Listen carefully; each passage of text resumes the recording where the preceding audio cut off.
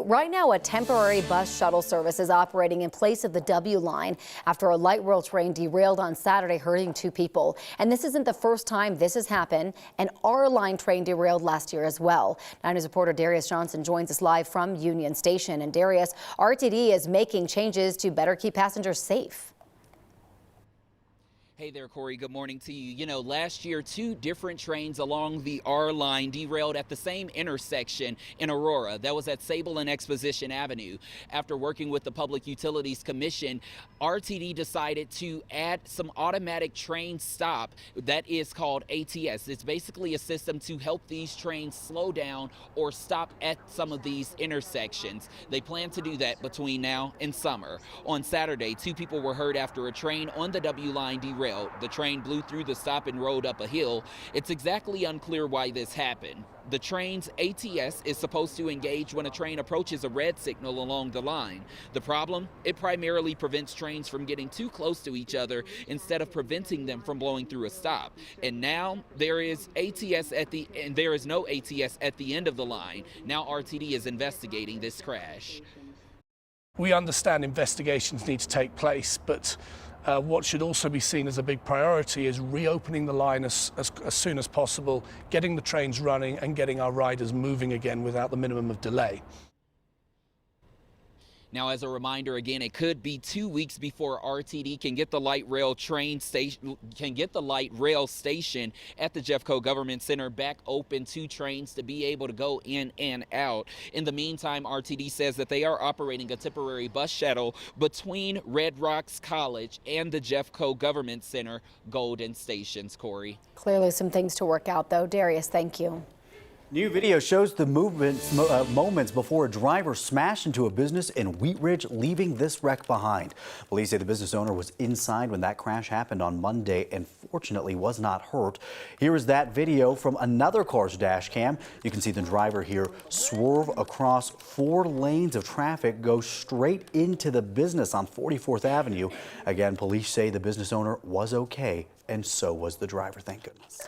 2 parents from Colorado Springs are set to be sentenced in the death of their toddler who died from fentanyl poisoning. A jury found them guilty of child abuse. Joni Atasio and Kira Villalba's son, Cairo, died in November 2021 after eating a fentanyl pill. An affidavit for the couple said Atasio found the 15-month-old lifeless in their bed. Cairo went to the hospital where staff performed CPR for 45 minutes, hoping his parents would show up.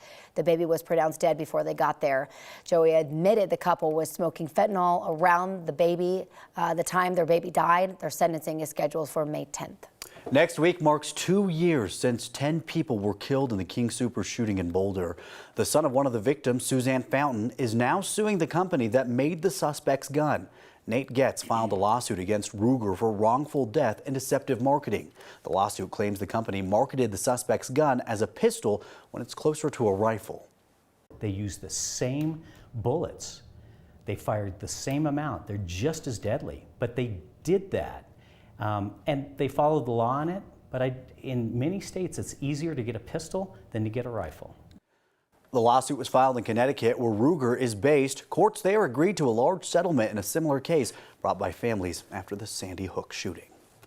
A judge will not force the suspect in that shooting to go through a more intense mental health assessment. The case has been on hold because doctors say the suspect isn't competent to stand trial. The Boulder County District Attorney's Office asked a judge for a more in-depth psychological evaluation. But the suspect's attorneys argued he has schizophrenia and couldn't handle the all-day assessment. Well, this week a judge said prosecutors couldn't move forward with that screening, but also didn't rule out the possibility of a hearing for prosecutors to argue the suspect can stand trial. Doctors from the Pueblo State Hospital have repeatedly found the suspect isn't competent, but could be with the right treatment.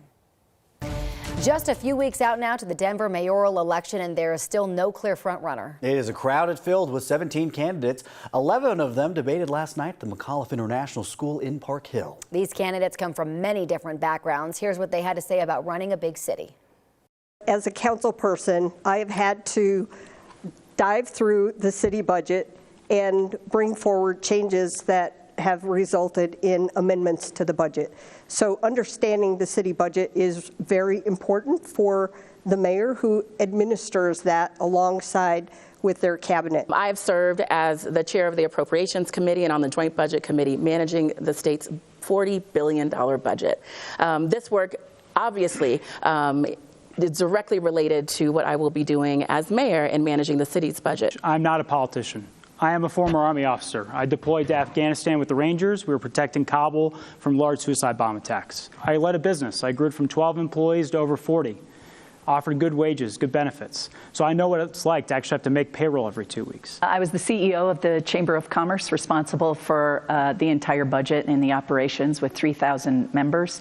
I was the head of HR for the city of Denver, where I negotiated some of the largest contracts, particularly around health insurance. And then, of course, I was chief of staff for John Hickenlooper. We have the nonprofit side, which I've been an executive there, and it's quite difficult because you have to look at restricted budgets. On the corporate side, we have larger budgets, but there again, we're always trying to look around the corner, which makes you that much more dialed in to where you want to go. If you ever got a COVID test or a COVID vaccine, I built the organization called COVID Check, which provided COVID testing around the state. Grew it from 1 person to 1,500 employees. We did more than 15,000 tests a day, helped vaccinate and test more than 1 million Coloradans, which meant people knew they could get regular, easy access to tests and vaccines to keep them safe. I founded a nonprofit in the basement of my home that has raised over $10 million now in community development projects. I've spearheaded movements where we've gotten justice for victims of police abuse. I helped draft Senate Bill 217. We've done a lot of work, not just myself, but my team that's supporting me. In my 10 years in the private sector, I worked for a $15 billion global company called IHS, which is headquartered here in Denver, and then taking on the responsibility of being on the Joint Budget Committee and helping to lead that committee over most of the last 4 years, and managing a $40 billion state budget in the midst of the trauma and the ups and downs of COVID. I think the mayor is absolutely a CEO, and that's their first job, is to be a fiduciary. You need to optimize. First, you need to protect the city's assets, which is what I mentioned about where our source of funding is coming from and how that's being impaired, and then optimizing the use of that within the budget and getting it to the neediest causes. I've been a nonprofit executive, including running a legal clinic for abused women, as well as shelter programs and administrative programs, hired staff, made payroll, and co-founded with community and system stakeholders the Community Reentry Project for the city for folks coming out of incarceration. With respect to my nonprofit and service leadership experience, I have managed and overseen CEOs and executive directors for nearly 8 organizations. And these are some of the most efficient and important civic and nonprofit organizations in our community. Of course, there is a lot more to talk about in this debate. Coming up at 6:30, Anusha Roy will join us to go over what the candidates said about homelessness. That was a big topic last night. And you can watch the entire debate on our 9 News YouTube channel.